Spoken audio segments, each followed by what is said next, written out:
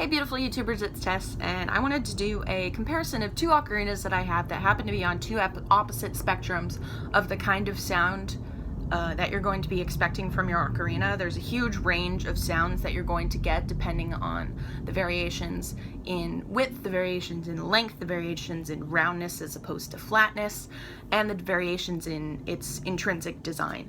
So for instance, we have the Zelda ocarina here, which I have been told is actually designed to have this ceramic baffle inside of it. It's called a baffle, I don't know why. That creates a much tinier, bless me, a much tinier separation in between notes. It almost sounds electronic, but it's made to sound more like the ocarina in the video game Zelda Ocarina of Time, which is interesting. But I find it's also more squeaky because of that. And I'm wondering if this applies to all ocarinas that have this particular sound. One of the differences that I notice as well is the articulation is sharper. The notes are kind of tinier and more metallic, and but I also find the notes are more forgiving. Like I just have to slide my finger right slightly over that subhole. There's not much adjustment that needs to be done as far as my fingers go. I can pretty much get it automatically. It's very forgiving on that front, but it's not as forgiving as far as adjusting my embouchure and my breath pressure to keep the notes in tune. I find this one can be a little sharp. Obviously, this is something that you have to correct, and I think you're going to end up with, every ocarina is going to run something, you know, it's going to have something that you need to overcompensate for, because not every instrument is completely perfect, and part of playing an instrument involves maintaining the correct embouchure and the correct breath pressure depending on if the notes are low or high. If you haven't played ocarina before, you use, and this is also true to flute and several other woodwinds, you use slower and warmer breaths for the lower notes and faster and cooler breaths for the higher notes. And then you can make little adjustments to your breath pressure. For instance, if the notes sound sharp, which means it sounds higher than it should be, you just decrease your breath pressure and make your breath just slightly a little warmer. Kind of the difference between going and which you should be able to feel on your hand. But anyway, let's get to the actual playing. You actually hear a little bit of squeaking in this one. I can never do it on command, but there's even one transition between notes that gets me a very high-pitched squeak that reminds me of my days of playing clarinet, and I do not like that. But like I said, it's very forgiving with accidentals, so that's interesting.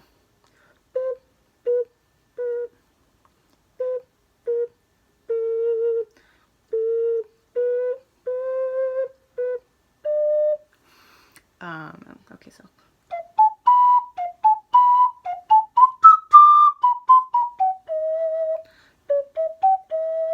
I know I'm not the best player. I've only been playing for a couple weeks, and I'm getting used to, this one is too small for my hands, but you'll notice I'm going to play some notes really staccato and really quick, and listen really hard for the separation in between notes. Like, it sounds almost electronic, and it's got like a little bit of a squeak to it.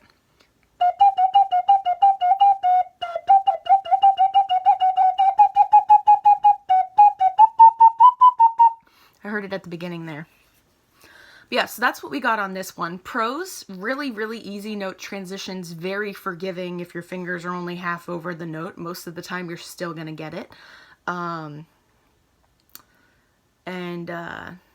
The shape is different, and that's what I'm making the mistakes on currently, because I'm not used to this shape. This is a rounded shape, and this is a flatter ocarina. I got this one like 3 days ago. So yeah, the notes are more forgiving. The dynamics are also, like I have to do less adjusting to get the notes. Like some people, for playing the low A, you really, really have to get that like low warm. And you do to an extent with this.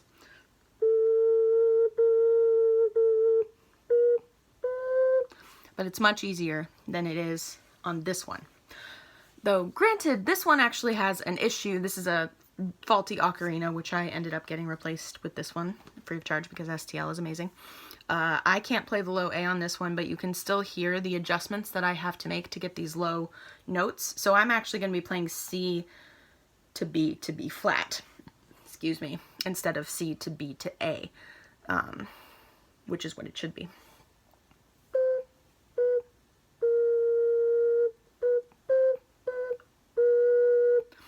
See, it's harder for me to get there, and it's a little airier. This one is more forgiving when it comes to that.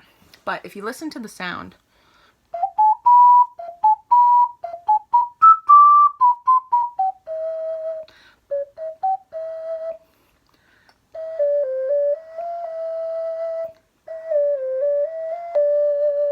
it's a much rounder sound.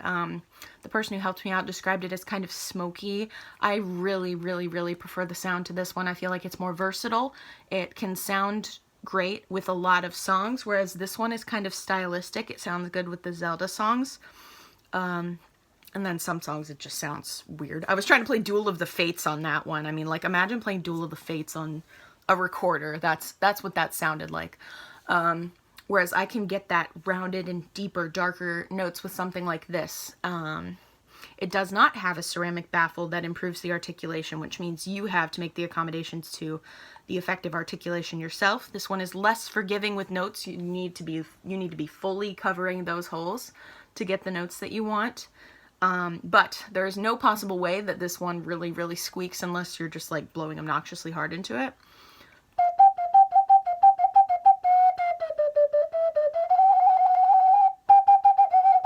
See, I'm not getting that kind of squeak that I get with this one. And that's only when I really try, but it's frustrating. I don't like it as much, but I like that I had this experience, so I know what I like now. And like I said, it sounds good with the Zelda songs. But yeah, so that's what we have. I'll do one more.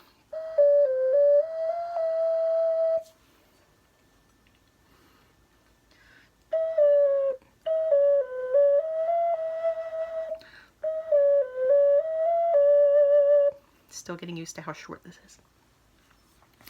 And there's the side-by-side comparison. So I gather that you can ask a representative at, for instance, STL Ocarina and ask how sharp the articulation is on a particular instrument. The person who was helping me said the water ocarina happens to be the sharpest of the articulation. And Nebula seems to be one of the smokier, rounder sounds, and it's more similar to what you would get with a bass ocarina as well. So yeah, there's the sound comparison. I prefer the sound to this one, though this one is, I feel like I would recommend this one more to a beginner, because I kind of wished I learned on a less flat one, because the flat ones are really easy to learn on. It's kind of like driving stick shift. If you know the hard one, then you can do anything. So I would rather learn on something like this first, where I have to make less modifications to actually get the notes. So I get my fingers in the, natural positions, because learning on this one first, I found myself just kind of fumbling around trying to get it right. Whereas I would fumble a little bit less, and I feel like I would get better at just, sliding my fingers quicker here. But anyway, I'm probably rambling by now. If anybody has any requests of other details you want me to go over, because I just happen to have two very opposite ends of the spectrum of the kind of sounds that you would get on an ocarina, let me know in the comments. I know I've been making friends in David Eric Ramos's live streams. Oh, look. There it is, paused over there. But yes, David Eric Ramos. He is our musical cinnamon roll, and we love him. Anyway, love you guys. Bye.